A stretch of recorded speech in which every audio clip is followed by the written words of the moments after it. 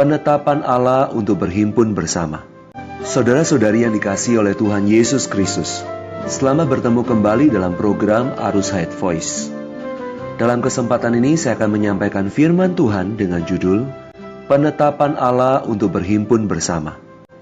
Pembacaan Alkitab diambil dari kitab Matius pasal 18 ayat 20. Sebab di mana 2 atau 3 orang berkumpul di dalam namaku, di situ aku ada di tengah-tengah mereka. Ibrani 10 ayat 25. Janganlah kita menjauhkan diri dari pertemuan-pertemuan ibadah kita, seperti dibiasakan oleh beberapa orang.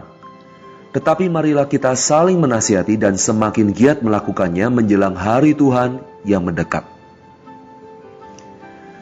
Saudara-saudari yang dikasihi Tuhan, gereja dalam bahasa aslinya adalah eklesia, yang berarti jemaat yang dipanggil Allah keluar dari dunia. Maka sudah seharusnya gereja sering bersidang, yaitu berhimpun bersama.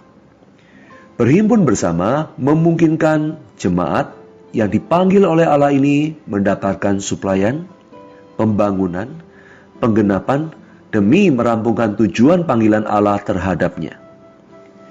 Ibrani 10:25 berkata, janganlah kita menjauhkan diri dari pertemuan-pertemuan ibadah kita sendiri. Pertemuan-pertemuan ibadah kita mengacu kepada sidang-sidang atau perhimpunan Kristiani kita. Allah telah menetapkan cara keberadaan semua makhluk hidup di dalam alam semesta ini.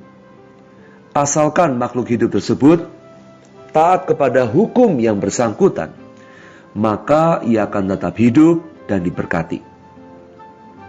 Seperti air terhadap ikan, udara terhadap burung, begitulah sidang-sidang perhimpunan terhadap orang Kristen. Ikan harus hidup di dalam air, burung terbang di udara, demikian pula orang Kristen melestarikan keberadaannya dan menempuh hidup rohaninya melalui berhimpun bersama.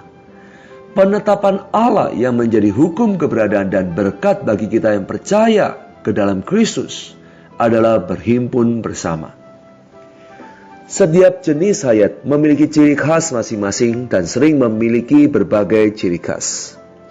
Hayat yang diterima kaum beriman atau hayat Allah yang di dalam kita juga memiliki berbagai ciri khas.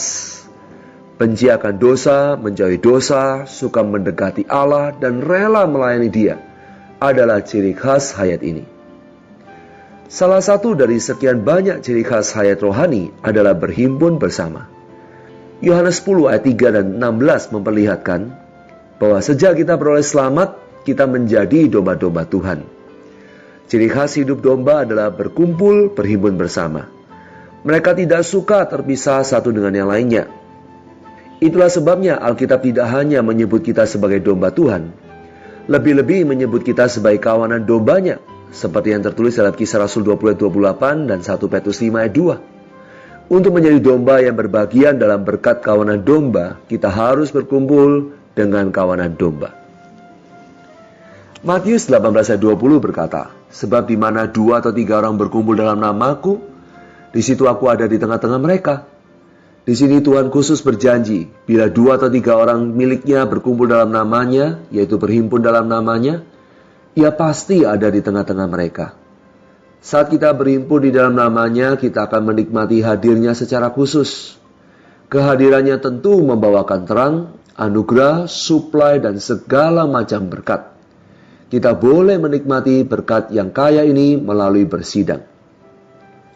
Lukas 24 ayat 33-36 berkata, lalu bangkitlah mereka dan terus kembali ke Yerusalem.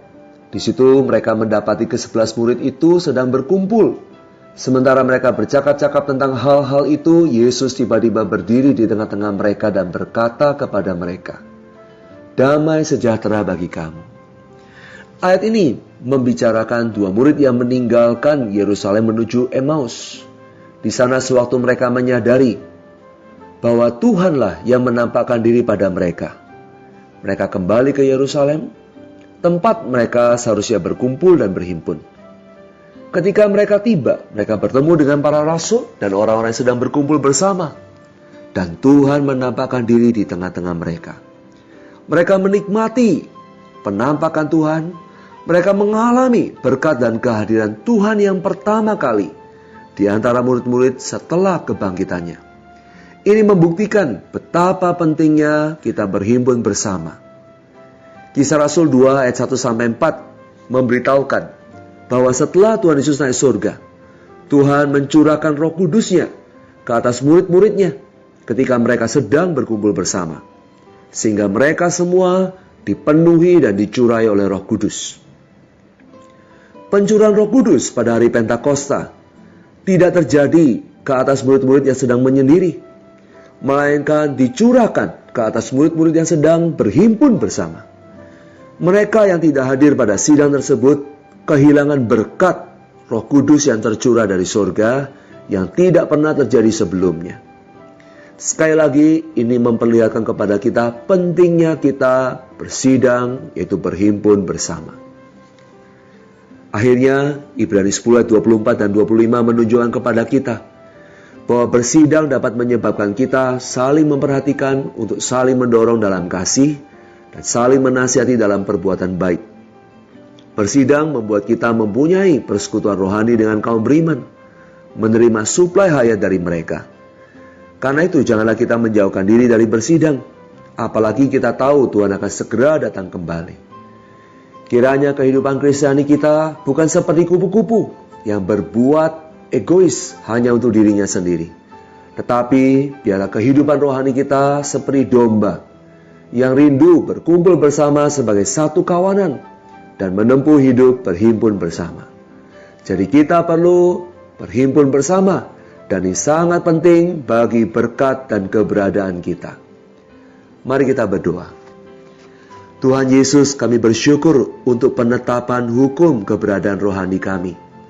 Engkau hadir dan Engkau beserta setiap kali kami berkumpul, berhimpun bersama. Tuhan, berkati kami, biar kami terus berhimpun sebagai kawanan domba yang terus-menerus berada di bawah penggembalaan dan perawatan Tuhan. Di dalam nama Tuhan Yesus, kami berdoa dan mengucap syukur. Amin. Demikianlah firman Tuhan, sampai berjumpa dalam kesempatan berikutnya. Kasih karunia Tuhan Yesus Kristus menyertai kita semua. Amin.